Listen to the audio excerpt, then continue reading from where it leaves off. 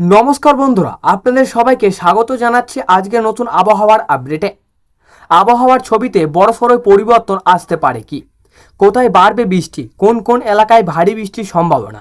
পশ্চিমবঙ্গের কোন জেলাগুলিতে বৃষ্টি হতে পারে? কলকাতা ও দক্ষিণবঙ্গের পরিস্থিতি কেমন থাকবে? আর উত্তরবঙ্গে কি বাড়বে বৃষ্টির দাপট? এই সমস্ত প্রশ্নই উত্তর থাকছে আজকের সম্পূর্ণ ভিডিওতে, তাই ভিডিওটি শেষ পর্যন্ত দেখুন।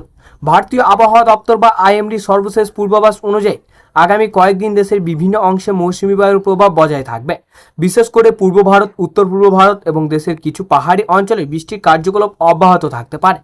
আইএমডির পূর্বাভাস 11 আগস্ট অরুণাচল প্রদেশে ভারী বৃষ্টির সম্ভাবনা রয়েছে। আসাম ও মেঘালয়ে ভারী বৃষ্টির সম্ভাবনাও রয়েছে। অন্যদিকে পূর্ব ভারতের গাঙ্গে পশ্চিমবঙ্গ, উড়িষ্যা এবং দক্ষিণ হিমালয় সংলগ্ন পশ্চিমবঙ্গ ও সিকিমে বর্ষার কার্যকলাপ বজায় থাকার সম্ভাবনা রয়েছে।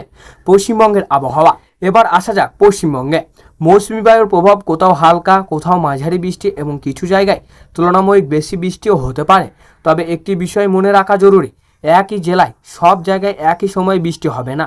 বর্ষাকালে স্থানীয় মেঘ তৈরি হওয়ার কারণে এক এলাকায় বৃষ্টি হলেও পাশের এলাকায় তখন বৃষ্টি নাও হতে পারে।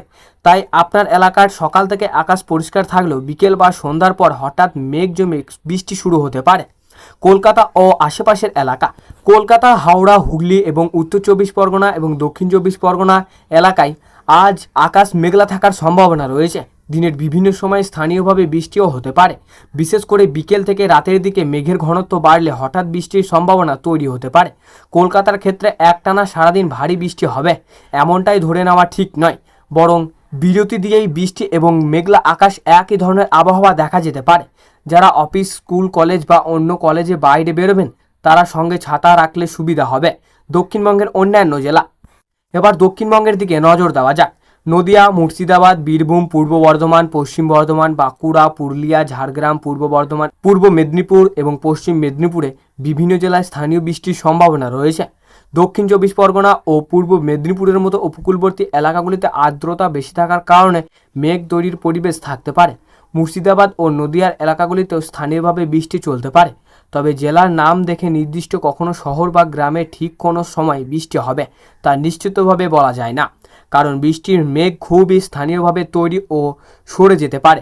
উত্তরবঙ্গের আবহাওয়া। এবার উত্তরবঙ্গ। দার্জিলিং, কালিম্পং, জলপাইগুড়ি, আলিপুরদুয়ার, কোচবিহার, উত্তর দিনাজপুর, দক্ষিণ দিনাজপুর এবং মালদা উপকূলীয় জেলাগুলিতে বিশেষ করে পাহাড়ি এলাকায় মেঘলা আকাশ এবং বৃষ্টির প্রবণতা বজায় থাকতে পারে। দার্জিলিং ও কালিম্পংয়ে বৃষ্টির সময় পাহাড়ি রাস্তা পিছল হয়ে যেতে পারে।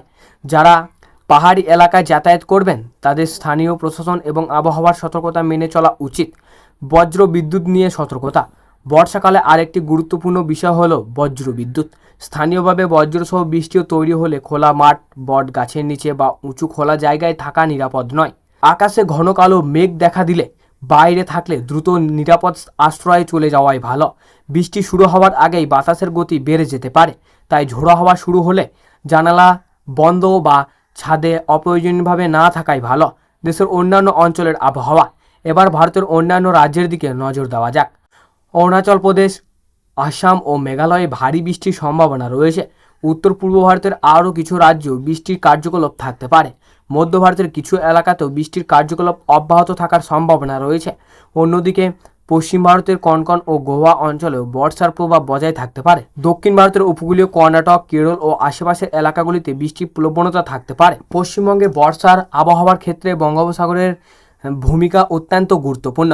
বঙ্গোপসাগর থেকে আসা আর্দ্র বাতাস ও মৌসুমী বায়ুর পরিস্থিতির কারণে পূর্ব ভারতের বিভিন্ন অঞ্চলে মেঘ তৈরি হতে পারে। এর কারণে আগামী কয়েকদিন পশ্চিমবঙ্গের বিভিন্ন জেলায় বিক্ষিপ্ত বৃষ্টির প্রবণতা বজায় থাকতে পারে। তবে কোনো নির্দিষ্ট এলাকায় ঠিক কতক্ষণ বৃষ্টি হবে তা স্থানীয় পরিস্থিতির ওপর নির্ভর করবে।